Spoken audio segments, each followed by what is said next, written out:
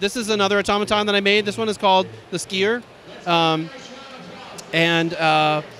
This is a skier continually going back and forth, and then he's battling a constantly evolving hill that continuously goes around and gives him something to ski on and something to dodge. So, I mean, I love how this kind of unfolds as you watch it, and so you're never really sure, like, what move is he going to make next and everything. There's such a great sense of action. So, with a build like this, where do you start building from?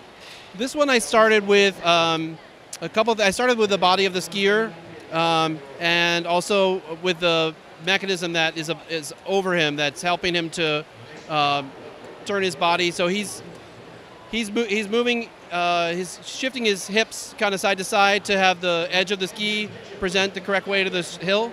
But at the same time, his head is on a gear, so his head always stays facing forward. And then his arms are also tied in there so that they move, sort of making pole plants as he goes down the hill. So talk about kind of the mechanics of this section up here that moves him. Yeah, so on top there's this interesting, it's like a chain drive system, but the chain sort of sits still and everything else moves instead of the chain. So as that arm sweeps back and forth, well, there's a shaft coming up here. If you look down, you can see this orange dot kind of going around in a circle. That's driving this gray carriage back and forth, which is connected by lift arm to over here to the skier mechanism. And that just continually moves this pivots it back and forth along the center of the 40-tooth gear there. But because the chain is on it, what happens is it causes that smaller gear at the end to continually rotate as it's swept. So the motion of the skier turning his body is really controlled by ultimately the position of this gray cart, because through all these connections, it causes that gear at the very end to turn. And then that takes us down to the ski hill itself. So how does this keep rotating around, and what is that mechanism like? Well, inside it is a big treadmill. Here's one where I can take off some of the outer shell if you want to see it. Yeah, okay. Let me just pause this for a second. Milo, look at. It's always cool to see inside whenever possible. Yeah, so there's a couple pieces you can take off here. Do you have it designed in a way that you're kind of modular when you move this around? Yeah, well, now I've got it in a big. I brought this one to Alabama, and I had to ship it, and it got completely destroyed. I wasn't able to really show it effectively at the show, so I built for this show. I built some custom cases, and this lives in a giant plastic box with foam padding all around it, and it worked pretty well. You know, it wasn't perfect. A few things fell off, but you know, it was a small amount of repairs compared to the last time when it was completely destroyed. So let me just step through here, take this off. Perfect. There you go, and it just slides right out. Yep. Yeah. So I built it like this so I could work on it. You know, I can put it back on here so you can see what's going on. So now you can see inside. There's just a track that goes around. And the bottom part of this is just system bricks, and just a couple of points for these axles to stick out into the side. And there's kind of a framework of supports to hold between these 4 points. It's being held by axles at the 4 corners. And then inside is sort of a bunch of Technic frames joined together to create a very stiff platform that the track can run around. And then it's the widest tread. I don't know the name of the part, but it's the widest tank tread pieces. Yeah, exactly. Yeah, and those will accept pins which have a little stud connector on it. Then everything's attached to that. No, that's fantastic. Then you've also built these little hills and everything that the skier has to get around. So how much experimentation did that take to make sure he wasn't like hitting the wrong spot and that sort of thing? Yeah, that's a good observation, because that was the key part, because he's not very tolerant of running into the snow. You know, Lego isn't as forgiving as frozen water. So if he crashes, the whole thing kind of smashes into itself. It was a matter of trial and error to kind of get those lined up and make it so that, you know, I've got it now. It works how it is. But if it was to skip a couple teeth one direction on any of those things, it would start crashing like crazy. I can show you a little more on this one too. let me get back here. So here's the skier, right? So his legs are just loose, and when he's on the hill, you just gotta turn his body, and his knees will naturally bend if you turn his body. And his arms are driven by the direction of his head. So inside of here, I'll show you. There's just a couple little gears in there, and then when you turn this back gear, his arms. Sorry, it's not really a good way to hold this guy. His arms move based on whether his head is turned. But as you might remember from before, his head is being held straight.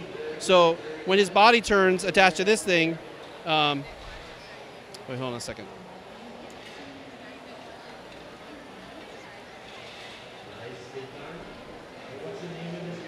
So now when it's oh, it's still not exactly right.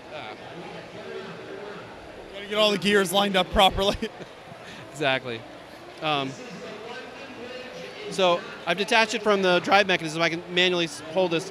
So what happens is, as he turns his head, the chain drives this gear on top down through these shafts, drives these gears through to his neck, so that even though the whole thing is turning his body to the side, this has the net effect of keeping his head straight, which relative to his body is the same as turning his head, which is why his arms start to move to do the pole plants. So he can come up here, and then I can't do it now because there's snow there, but he comes back the other way.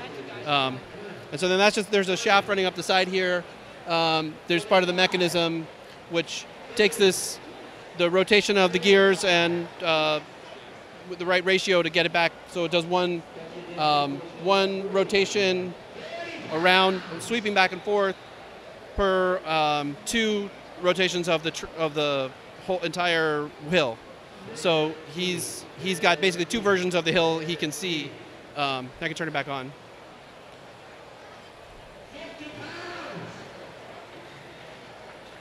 All the connections are difficult.